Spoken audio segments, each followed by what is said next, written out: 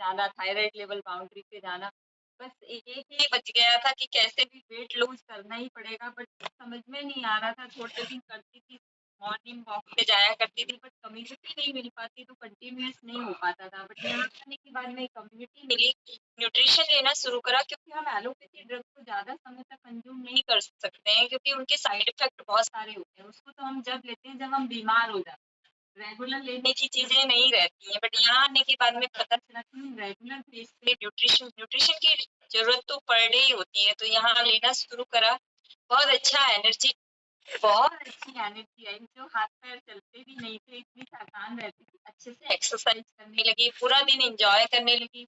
Mental pressure बहुत ज़्यादा था, काम को लेके बहुत परेशान रहा करती थी, चीज़ें टाइम से मैनेज नहीं हो पाती थी। बट यहाँ आने के बाद में चीज़ें टाइम से मैनेज होने लगी और हैप्पी रहने लगी। बहुत अच्छा लगता है आप सब लोगों के साथ में, और जो मैंने सीखा है उसको थोड़ा-थोड़ा बाँटना भी मुझे अच्छा लगता है आप सबके साथ में, क्योंकि हो सकता है कि मेरे माध्यम से मेरे पेशेंट जो ठीक होते हैं उनसे तो मैं फीस लेती हूँ, बट मैं यहाँ ये सोचती हूँ कि सब लोगों को यदि फ़ायदा होगा तो मुझे दुआएँ मिलेंगी और वो दुआएँ मेरे आगे काम भी आएँगी, क्योंकि यहाँ मैंने सीखा है कि दुआओं से हम तर जाते हैं ना, पूजा-पाठ से नहीं बट दुआओं से तर जाते हैं। तो थैंक यू करना चाहती हूँ मेरे कोच, जिनके माध्यम से मुझे ये सोसाइटी मिली। थैंक यू आप सभी का। तो आज जो मेरा टॉपिक है वो है जॉइंट को लेकर, क्योंकि जोड़ों में दर्द की प्रॉब्लम पहले नहीं हुआ करती थी, बट आज जब हमारी लाइफस्टाइल खराब होने लगी है ना, पहले जोड़ों की दर्द की प्रॉब्लम होती थी 50 साल के बाद। जब से भोजन बिगड़ा है, जब से भोजन बिगड़ा है ना, खाना-पीने का तरीका बदला है, जीवन शैली हमारी खराब हुई है, तब से जोड़ों में दर्द की प्रॉब्लम आज के छोटे से बच्चे से भी पूछेंगे ना, तो वो भी यही बोलेगा कि मेरे हाथ-पैर दर्द हो रहे हैं। पहले हमारे टाइम तक फिर भी ठीक था, हमने नहीं बोला 20-25 साल की उम्र तक कि हमारे हाथ-पैर दुख रहे हैं या हमें थकान हो रही, पूरे दिन एनर्जेटिक रहते थे। बट आजकल किसी से भी पूछ लो, छोटे बच्चे से भी पूछेंगे ना, तो वो भी यही बोलेगा कि मुझे थकान रह रही, कमज़ोरी हो रही। बहुत सारी चीज़ें हैं जो हम हमारी लाइफ़स्टाइल में थोड़ा-थोड़ा यदि हम ध्यान रखते हैं, तो इन सब चीज़ों से हम बच सकते हैं।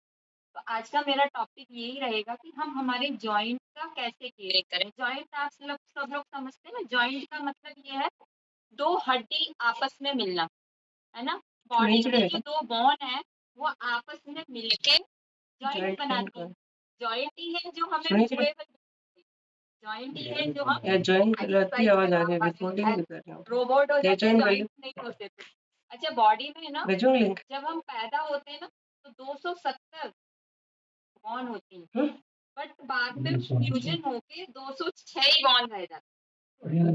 फ्यूजन से आप समझ सकते हैं कि जुड़ जाती हैं, जैसे जी की आवाज दे रही है। फील होता है। सर मैं स्पॉटलाइट को, तो ये यहाँ जो सिर में गड्ढा फील होता है ना, उससे हम समझ बाद में यहाँ गड्ढा नहीं रहता। जब बच्चा पैदा होता है गड्ढा फील होता है, फिर बाद फ्यूज हो जाता है, हड्डियाँ रहती हैं, कुछ हड्डियाँ हमारे आपस में जुड़ जाती हैं, ये बाद में 206 हड्डियाँ होती हैं। सबको ही पता है ना कि कान के सबसे छोटी हड्डी होती है, पैर के अंदर फीमर लेंथ सबसे ज़्यादा बड़ी हुई रहती है। तो इस टाइप से हमारी हड्डियाँ हैं, तो हड्डियाँ हड्डियाँ जॉइंट बनाती हैं, और जॉइंट को सपोर्ट करने के लिए लिगामेंट्स होते हैं। लिगामेंट्स का मतलब कि कनेक्टिव टिश्यू है। ये कनेक्टिविटी को जोड़ने के लिए फाइब्रस वाले टिश्यू हैं। कैसे? ये हड्डी से हड्डी को जोड़ के रखते हैं। अब ये भी मजबूत होना बहुत ज़्यादा ज़रूरी है। तो हमारी बॉडी को इस तरीके से डिज़ाइन किया है कि सारी चीज़ें अपने आप ही सही से काम करती रहें। थोड़ी-सी भी प्रॉब्लम होती है तो प्रॉब्लम बढ़ जाती है। अच्छा, ये लिगामेंट्स के बाद भी जो 2 जॉइंट्स होते हैं ना, इसके बीच में एक चिकनी सतह होती है, एक झिल्ली टाइप की होती है। इस झिल्ली को हम कार्टिलेज के नाम से जानते हैं, है ना? ये चिकनी होना बहुत ज़रूरी है, इसका फ्लूइड का होना बहुत ज़्यादा ज़रूरी है ना? हमारे जो जॉइंट रहते हैं, अपर बॉडी के जॉइंट में साइनोवियल फ्लूइड होता है। साइनोवियल फ्लूइड मतलब पानी जैसा चिकना पदार्थ होता है जो इसको मूव करवाता है ना? इसको मूव करवाता है। तो अच्छा, हेल्दी जॉइंट कैसा है? हेल्दी जॉइंट वो है जिसकी हड्डियाँ भी मजबूत, हड्डी मजबूत तो जॉइंट मजबूत। हड्डियों में आजकल प्रॉब्लम आ रही है ऑस्टियोपोरोसिस। उसका मतलब ये है कि हड्डियां छिद्र हो गई, छोटे छोटे छिद्र हो गए, कमजोर हो गई हड्डियां। पोरोसिस का मतलब कमजोर हड्डी, हड्डी कमजोर है, आपका जॉइंट अच्छे से फिक्स हो पाएगा नहीं, हो पाएगा।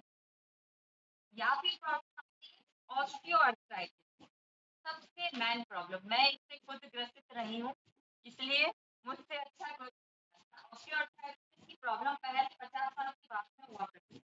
जोड़ों में दर्द होना, घुटने में दर्द होना, ये सारी प्रॉब्लम पहले बात में हुआ करती थी। बट आजकल 30-35 साल की उम्र में ही, और जल्दी भी, आजकल 20 साल के बच्चों को भी ऑस्टियोआर्थराइटिस हो सकता है। ऑस्टियोआर्थराइटिस का मतलब क्या है? जो दो जॉइंट है ना, डिजनरेट होने लगते हैं, घिसने लगते हैं। इसका मतलब ये कितनी सतह होती है, वो सतह घिस जाती है। और वो घिसने की वजह से जब ये जॉइंट हम मूव करते हैं ना, तो ये आपस में टकराएंगी, बार बार टकराएंगी, तो इन्फ्लामेशन हो जाता है। इन्फ्लामेशन मतलब सूजन आ जाएगी, दर्द रहेगा, गर्म हो जाएगा, ठीक से नहीं कर पाएगा, वो जॉइंट ठीक से फंक्शन ही नहीं कर पाएगा। तो ऑस्टियोआर्थराइटिस का मतलब हेल्दी जॉइंट के लिए उसके अंदर फ्लूइड होना चाहिए, चिकनाई होना चाहिए। पहले के लोग बोलते हैं ना, ग्रीस नहीं रहा, तो ये फ्लूइड होना चाहिए, चिकनाई रहना चाहिए पर्याप्त मात्रा। तो हेल्दी जॉइंट और अनहेल्दी जॉइंट का मतलब ये होता है। देखो, जॉइंट स्वेलिंग के कारण क्या हो सकते हैं? बहुत सारे लोगों का सुना जोड़ों में दर्द होना, सूजन आ गई, तो कारण इनमें से कुछ एक हो सकता है। इनका मतलब कोई चोट तो स्वाभाविक है, हो सकता है कि उसका हड्डी में ही फ्रैक्चर हो गया, या हड्डी बच गई, तो वो जो लिगामेंट है, जो हम हमारी हड्डी को हड्डी से जोड़ के रख रहे हैं, जो बांध के रख रहे हैं, वो टियर हो गया, उसमें कोई वो हो गया। क्योंकि लिगामेंट, ये लिगामेंट मसल्स के बने हुए रहते हैं। मसल्स हमारी बॉडी पे देखो ना, देखेंगे तो ये हड्डी के ऊपर मसल, तो ये मसल से बने हुए रहते हैं। तो मसल में इंजरी हो सकती है, चोट वोट लग गई, हो गया। ये प्रॉब्लम अभी बहुत ज्यादा आती है गाउट की। गाउट गाउट गाउट का मतलब ये होता है कि जो ये जॉइंट के बीच में जो कार्टिलेज, चिकनी वाली सतह है, वो हार्ड हो गई, क्रिस्टल जैसा कुछ फॉर्म में वहां जम जाता है, तो वो मूव नहीं करने देता, जॉइंट को ठीक से खुलने बंद नहीं होने देता। ये बॉडी में प्यूरिंग करने की वजह से बॉडी के अंदर कुछ ऐसे यूरिक एसिड लेवल का बढ़ा, एसिड लेवल बढ़ा हुआ रहता है, किडनी फंक्शन नहीं कर रही, लीवर उसको बनाता है अमोनिया से, यूरिक एसिड में कन्वर्ट करता है, और वो uric acid kidney pass out करना चाहिए प्रॉपरली, बट ठीक से बॉडी की फंक्शन नहीं हो रहे। लीवर हमारा ठीक नहीं है, हमारे इंटेस्टाइन ठीक नहीं है, हमारे ऑर्गन अंदर से ठीक नहीं है, कोई इम्यूनोलॉजिकल डिसऑर्डर हो गया है, उसकी वजह से ये प्रॉब्लम्स आती है गाउट वाली। तो और अभी जैसा मैं आर्थराइटिस, ऑस्टियोआर्थराइटिस,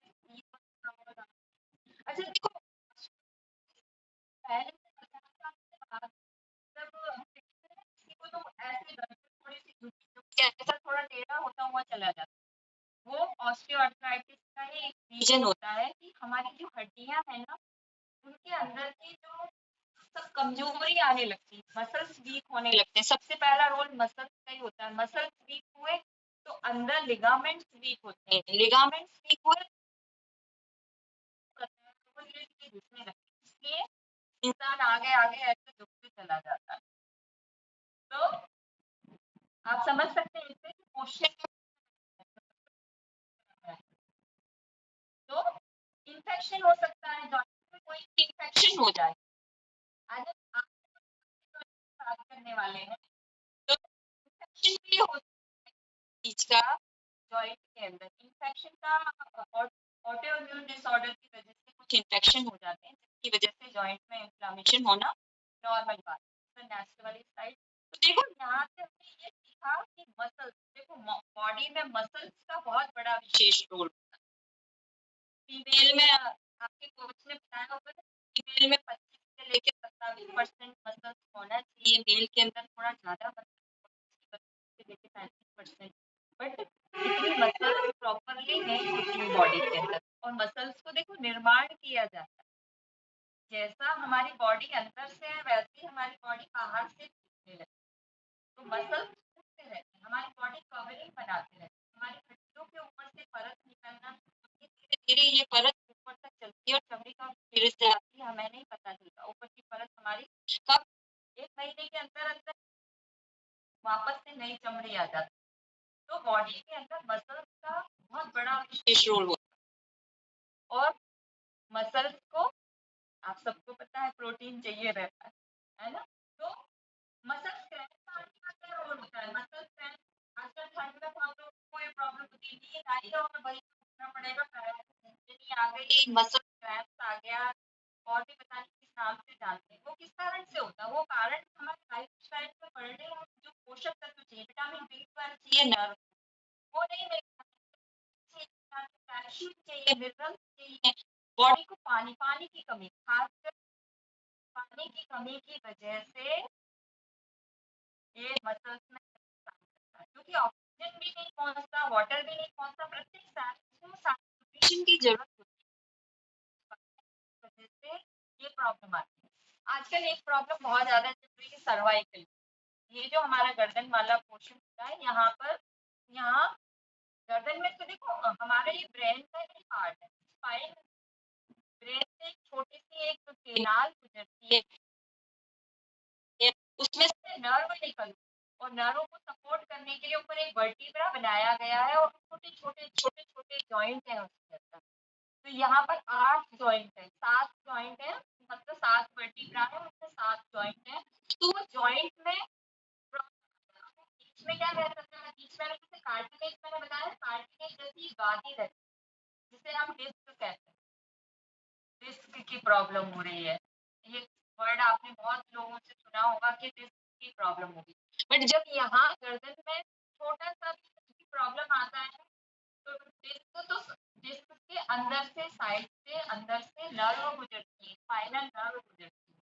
तो वो नर्व हमारे हाथ पैर, ये हाथों में, सर्वाइकल का रीजन मतलब कि ये हाथों में दर्द आना लगता है, यहाँ से दर्द शुरू होता है, यहाँ पर दर्द चला जाता है, कंधों में दर्द होने लगता है, पीठ में दर्द होने लगता है, सिर में दर्द होने लगता है, यदि सर्वाइकल का पैर है ना। तो हड्डियों को क्या चाहिए ये भी आपको पता है, नहीं है तो मैं बता दूंगी। हमारे नर्व को क्या चाहिए वो भी आपको पता है, हमारे मसल्स को, लिगामेंट्स को क्या चाहिए वो भी आपको पता है। आजकल बहुत प्रॉब्लम हो रही है कमर दर्द, कमर दर्द की प्रॉब्लम, हम यहाँ से हमारे गर्दन के पीछे जाते हैं ना, तो हमारा ये थोरेसिक रीजन आता है, यहाँ हमारे 12 वर्टिब्रा है, यहाँ ज्यादा प्रॉब्लम नहीं होती, ये वाले पोर्शन ऊपर वाले रीजन में बहुत कम प्रॉब्लम, इंजरी वगैरह हो गई हो, चोट लग गई हो तो एक बात अलग है, बाकी इसमें थोड़ी प्रॉब्लम कम होती है। क्यों?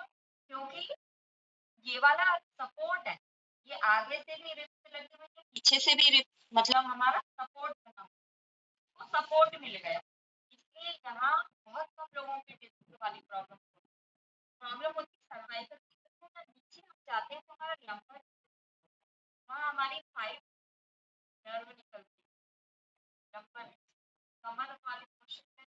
आपने किसी का सुना होगा ना कि साइटिका हो गया, तो ये L4 L5 वाली नस दब जाती है, प्रॉब्लम या ऑस्टियोआर्थराइटिस प्रॉब्लम या गाउट की प्रॉब्लम, मतलब कहने का मतलब ये, या तो हड्डी घिस गई, या हड्डी के बीच में जो डिस्क है चिकनी होना चाहिए, वो गादी जैसी होना चाहिए, ताकि हम ऊपर नीचे करते हैं, ये हमारा डिस्क की वजह से, गर्दन को हम इधर उधर घुमा पा रहे हैं, ये बीच में जो है उसकी वजह से ही हो पा रहा है। बट ये हमारा पोस्चर या तो सही नहीं है, या न्यूट्रिशन प्रॉपर हमारी बॉडी में जा पा रही है, तो ये प्रॉब्लम नहीं लगती। एक पैर में ही झंझनाहट आती है, और तो और जब ये नर्व दबने लगते और नसों का भोजन है विटामिन B12। अब हम बात करते हैं कि इसका भोजन क्या है, आप नोट कर सकते हैं। देखो हड्डियां काहे की बनी होती है? हड्डियां बनी होती है कैल्शियम, मैग्नीशियम, फास्फोरस, कुछ मिनरल्स, यस, ये वाली स्लाइड को और समझा दूं। उसके बाद में हम आगे बढ़ेंगे। तो देखो ये हमारी वर्टिब्रा का, ये हमारी स्पाइन का ही फोटो है। जब नॉर्मल डिस्क कैसी होती है, तो आप देखिए नॉर्मल डिस्क एक नॉर्मल सतह बीच में, दो वर्टिब्रा के बीच में जो ये लाल कलर का दिख रहा है ना, हमारे स्किन कलर के बीच में इधर लाल कलर का और इधर थोड़ा सा ब्लू कलर का आपको जो दिखाई दे रहा है ना, ये हमारी डिस्क है। नॉर्मल डिस्क सबसे ऊपर वाली, फिर डीजनरेटिव इसके नीचे वाला।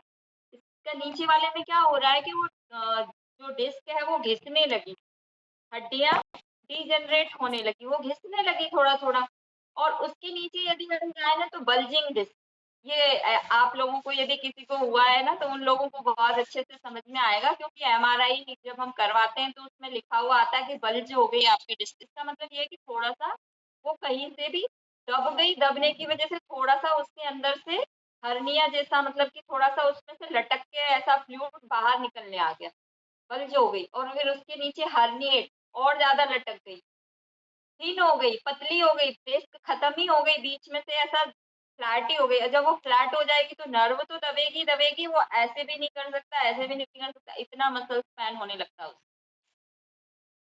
धीरे धीरे करके डिस्क में ये प्रॉब्लम आजकल बहुत लोगों को हो रही है, बहुत लोगों को दिक्कत आ रही है। क्यों आ रही है? या तो ये हड्डी का प्रॉब्लम है, हड्डी मजबूत नहीं है, ऑस्टियोपोरोसिस की प्रॉब्लम आजकल बहुत ज्यादा आ रही है। जरा सा चलो गिर जाते हैं, हड्डी टूट जाती है। आजकल बच्चों में ही इतनी ज्यादा कैल्शियम की कमी आ रही है, क्योंकि प्रॉपर न्यूट्रिशन मतलब बैलेंस न्यूट्रिशन हमारी बॉडी को चाहिए रहता है। और न्यूट्रिशन का मतलब ये नहीं कि कैल्शियम खिला दिया तो हमारी बॉडी अच्छी हो जाएगी। कैल्शियम के साथ साथ दूसरी चीजें हैं जो उसको हेल्प करेगी। विटामिन डी चाहिए उसको, आयरन के ऑब्जर्वेशन के लिए विटामिन सी चाहिए। तो ये विटामिन और ये हमारी बॉडी ना मिल के काम करती, एक चीज से काम नहीं करती। बैलेंस का मतलब बैलेंस न्यूट्रिशन बॉडी को चाहिए रहता। तो मैं बात कर रही थी कि हड्डियां काय की बनी होती हैं, आप नोट कर सकते हैं कि हड्डियां हमारे विटामिन मिनरल से हमारी बनी हुई होती। विटामिन तो देखो मसल्स को चाहिए, प्रोटीन चाहिए मसल्स को, बाहर से यदि हम बात करें तो प्रोटीन चाहिए, विटामिन चाहिए, सभी विटामिन ए भी चाहिए, विटामिन बी भी चाहिए, सारी चीजें चाहिए मसल्स को। फिर उसके अंदर हम जाते हैं तो हमारे नर्व हैं, हमारे नर्व का भोजन है विटामिन B12, मैग्नीशियम भी चाहिए उसको, प्रोटीन भी, मतलब ये सब चीजें एक दूसरे से जुड़ी हुई। ये मसल्स यदि हमारे वीक होंगे तो हमारे नर्व अपने आप वीक होने लगेंगे, हमें सेंसेशन ठीक से फील नहीं होगा, हमारे हाथ से चीजें छूट जाती है ना, वो नर्व की वजह से। नर्व में ब्रेन तक सेंसेशन प्रॉपर नहीं जा रहा, और उसके लिए चाहिए कैल्शियम। कैल्शियम चाहिए तब हमारा मैसेज ब्रेन तक जा पाएगा। तो हमारी बॉडी ना एक दूसरे से ऐसी तरीके से जुड़ी हुई है कि उसको सारी चीजें चाहिए रहती। और ये जो ये चिकनाई है ना, इसको मेंटेन करने के लिए ओमेगा 3 वाला फैट चाहिए, ओमेगा 3 वाला फैट चाहिए, अच्छा वाला फैट चाहिए जो इस फ्लूइड को मेंटेन करता है, साइनोवियल फ्लूइड को मेंटेन करता है। अच्छा ये वाली स्लाइड में देखो ये बताया है कि हमारा ये वर्टिब्रा के बीच में हेल्दी से हम कंपेयर कर सकते हैं कि हेल्दी कैसा रहता है हमारा स्पाइन, एकदम प्रॉपरली व्यवस्थित है, हड्डी बराबर है, डिस्क बराबर है, सब कुछ बराबर है। पर धीरे धीरे जब हमारे अंदर ऑस्टियोआर्थराइटिस की प्रॉब्लम आती है, ऑस्टियोआर्थराइटिस का मतलब कि हड्डियां आपस में रगड़ खाने लग गई, डिस्क धीरे धीरे कमजोर होने लग गई। अब ये कमजोर का कारण आपको समझ में आया होगा कि कैल्शियम की कमी हो गई, पूरे विटामिन की कमी हो गई, गुड वाले फैट की कमी हो गई, तो वो धीरे धीरे बल्ज होने लगी, डिस्क धीरे धीरे कमजोर होने लगी, और फिर धीरे धीरे वो एकदम से चिपक जाएगी। तो फिर डॉक्टर बोलेगा ऑपरेशन कराना पड़ेगा, अन्यथा आपको यूरिन नहीं जा पाओगे, आपके पैर शून्य पड़ जाएंगे, पैरालिसिस हो जाएगा। ये कंडीशन आजकल बहुत लोगों को हो भी जाती है, यदि केयरिंग नहीं की जाए टाइम से तो हो भी जाती है। देखो ये एक नी का उदाहरण है कि हमारे घुटने में ऑपरेशन कराना पड़ता है। ऑपरेशन काय का होता है, ये जो बीच में जो कार्टिलेज होता है, चिकनी सतह होती है, वो खत्म हो जाती है। अब वो खत्म होने की वजह से जब बार बार टकराता है तो डॉक्टर फिर ऑपरेशन करके परमानेंट स्टील का लगा देते हैं कि भैया अब ये लगा के काम करो। तो ऐसा हमें नहीं चाहिए। इसके लिए नी रिप्लेसमेंट बढ़िया जो को लगा कारण है ना, वो उस कारण को हमें खत्म करना पड़ेगा। ये वही जॉइंट का बताया है, अभी मैं समझा चुकी हूँ कि जॉइंट किस तरीके का बना हुआ होता है। तो इस कारण को हमें समझना पड़ेगा, कारण क्या क्या होते हैं। खास कारण एक आ रहा है आजकल तनाव, स्ट्रेस का। एक फाइब्रोमलेजिया करके एक प्रॉब्लम हो रही है जिसमें किसी को कोई टेंशन, एकदम से स्ट्रेस आ गया और स्ट्रेस आने के बाद में उसकी पूरे जोड़ों में दर्द होने लगता है। पूरे जोड़ों से पहले वाली स्लाइड रहती है, तो उसमें पूरे जोड़ों में दर्द होने लगता है। डॉक्टर्स के पास आते हैं तो डॉक्टर्स को समझ में नहीं आ रहा कि इसको सारी चीजें सब कुछ नॉर्मल है, बट उसको दर्द हो रहा है। दर्द हो रहा है क्योंकि उसकी नर्व जो रहती है, नर्व हमारे ब्रेन से कनेक्टेड होती है, उसके न्यूरॉन ठीक से फंक्शन नहीं कर पा रहे और उसको दर्द हमेशा बॉडी में बना हुआ रहता है। उसका कारण सिर्फ स्ट्रेस होता है। स्ट्रेस की वजह से समझ में नहीं आ रहा कौन कौन से जोड़ों में दर्द हो रहा है। ये एक विशेष प्रॉब्लम बन गई है आजकल। फिर लोग है ना, स्पेशली महिलाओं में क्या है कि पोस्चर सही नहीं हो रहा है। पोस्चर सही क्या, हिल वाली सैंडल पहन के चलेंगी, फिर धीरे धीरे करके क्या होता है कि मसल्स टूटने के बाद में जॉइंट में दर्द होना शुरू होता है। तो कभी भी हमें पैर को बराबर समतल रखें, खास हड्डियों को सही रखना बहुत ज्यादा जरूरी होता है। अच्छा, जब जब फ्रैक्चर होता है ना, हड्डी टूटती है तो डॉक्टर के पास जाते हैं, डॉक्टर प्लास्टर करता है ना। प्लास्टर करने का मतलब ये है कि वो सिर्फ उसको सीधा कर रहा है कि वो सीधी हो जाए, हड्डियां आपस में ऐसे जाके जुड़ जाए। नहीं तो ऐसे बढ़ गई आगे तो वो हड्डी अपने आप सही से नहीं जुड़ पाएगी। इसलिए हमें हमारी बॉडी का पोस्चर सही रखना बहुत ज्यादा जरूरी होता है। सर नेक्स्ट वाली स्लाइड। तो देखो, पोस्चर सही रखने का मतलब ये है कि हम यदि बैठे, अभी देखो कितने लोग ऐसे बैठे हैं, कितने लोग ऐसे बैठे हैं, कितने लोग ऐसे बैठे हैं। तो ऐसे नहीं बैठना। और खास सोते टाइम सही पोस्चर में सोना बहुत ज्यादा जरूरी होता है। सही पोस्चर कौन सा, हमारी गर्दन को सिर्फ इतना सपोर्ट चाहिए रहता है, इतना। कुछ लोग इतना बड़ा तकिया लगा लेते, इतने नरम वाले गद्दे पे सोते हैं तो स्पाइन का पोस्चर गड़बड़ हो जाता है। हमारी जीवन शैली में ये छोटी छोटी चीजें हैं जिनसे हम बच सकते हैं, ऐसी प्रॉब्लम होने से बच सकते हैं। ज्यादा बड़े तकिए का यूज ना करें।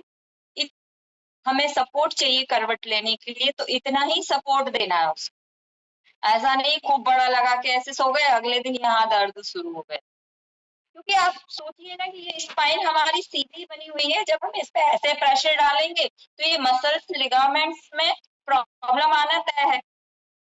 धीरे धीरे एक दिन में नहीं आती, पर धीरे धीरे आ जाती है ये प्रॉब्लम। तो हमें हमारे पोस्चर का बराबर ध्यान रखना है।